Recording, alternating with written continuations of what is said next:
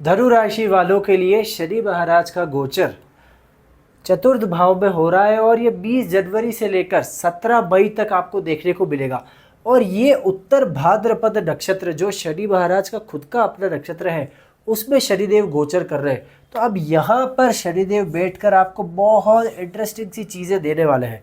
पर देख लेते हैं सबसे पहले कि क्या सभी धनु राशि वालों के लिए ये सेम फल रहने वाला है? ऐसा बिल्कुल भी नहीं है।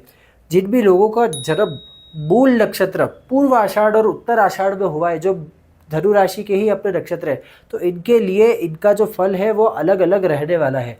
तो अब हम देख लेते हैं कि शनि महाराज जब भी उत्तर भाद्रपद नक्षत्र में अपने नक्षत्र में आते हैं तो ये कुंभ राशि को, ये मकर राशि और कुंभ राशि को एक्टिवेट करेंगे। यानी कि आपका दूसरा भाव, दूसरे भाव से हम इनकम को देखते हैं, दूसरे भाव से हम देखते हैं हमारे पास पैसा कितना आएगा, और तीसरे भाव से हम कम्युनिकेशन को देखते हैं, तीसरे भाव से हम कहीं ना कहीं शॉर्ट टर्म ट्रैवलिंग, हमारे छोटे भाई बहन को भी देखते हैं।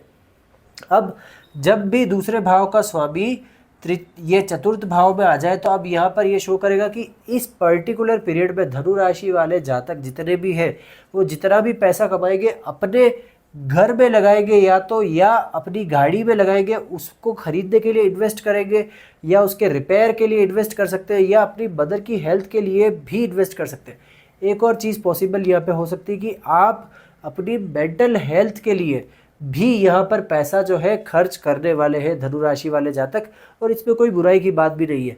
अब दूसरा ये कि यहाँ पे ये तृतीय भाव के भी स्वामी है। अब ये जो थर्ड हाउस जो होता है ये पर्टिकुलरली कम्युनिकेशन का होता है, और इस भाव से जब भी अपने भाव से दूसरे भाव में कोई भी ग्रह जाए तो वहाँ पर वो जाकर वेल्थ क्रिएट करता है।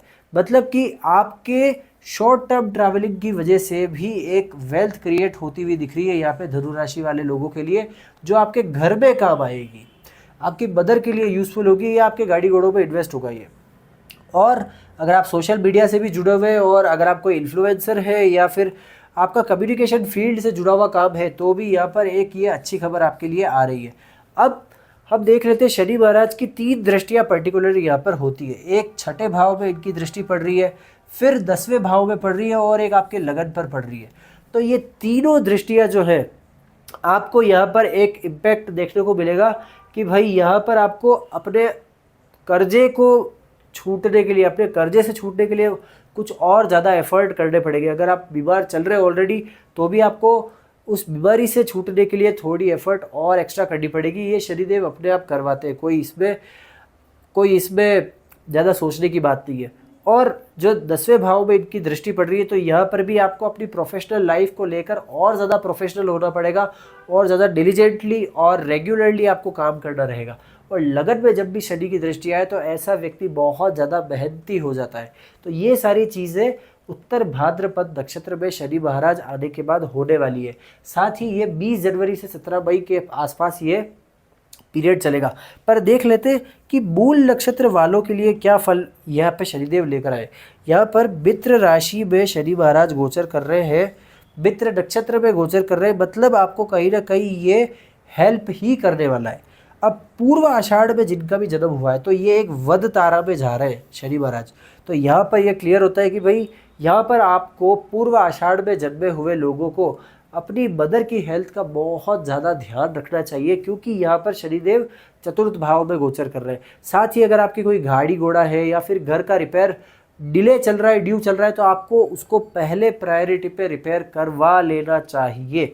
और दूसरा ये कि अपने करियर में और अपने प्रोफेशन में और ख़ुद की हेल्थ का भी आपको इस पीरियड में यहाँ पर आपको ध्यान रखना चाहिए। मैं एक सिंपल सा रेमेडी बताता हूँ। देखिए, उत्तर भाद्रपद नक्षत्र जो है अहिर बुधायन करके एक लॉर्ड होते हैं, वो रूल करते हैं। अब अहिर बुधायन ये बोलते हैं कि जो भी व्यक्ति डीपर स्पिरिचुअलिटी में है, हायर रील्स में वो मेडिटेट कर रहा है या फिर कहीं एकांत में जाकर ध्यान करता है, तो मैं उसे बहुत अच्छा फल देने वाला हूँ।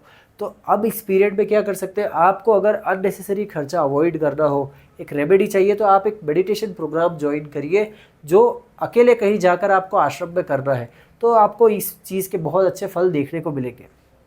और उत्तर आषाढ़ वालों के लिए ये साधक तारा में जा रहा है, तो यहाँ पर आपको उत्तर आषाढ़ वाले लोगों को भी, जो सूर्य का अपना नक्षत्र है, वहाँ पर आपको एक बेनिफिट देखने को मिलेगा इस गोचर की वजह से। सिर्फ पूर्व आषाढ़ वाले लोगों को यहाँ पर ध्यान रखने की ज़रूरत है। अच्छा, अब ये वीडियो अच्छा लगा हो, आपको जानकारी अच्छी लगी हो, इन डेप्थ एनालिसिस आपको मिला हो, तो आप इस वीडियो को ज़रूर से लाइक करें, अपने दोस्तों के साथ शेयर करें और इस चैनल को ज़रूर से सब्सक्राइब करें। नमस्कार।